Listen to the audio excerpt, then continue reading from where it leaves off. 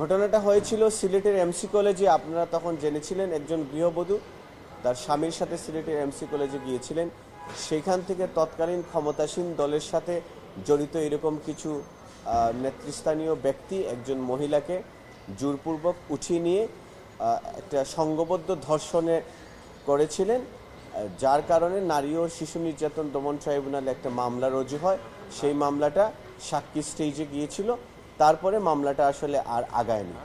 এই মামলাটা তখন সাক্ষ্য গ্রহণ স্টেজে ছিল, কিন্তু দীর্ঘদিন ধরে প্রায় 2 বছর ধরে যখন সাক্ষ্য গ্রহণ হচ্ছিল না কোনোভাবে বিচার প্রক্রিয়াকে বিলম্বিত হচ্ছিল, তখন ভিকটিমের পক্ষ থেকে হতাশা ব্যক্ত করা হয়েছিল।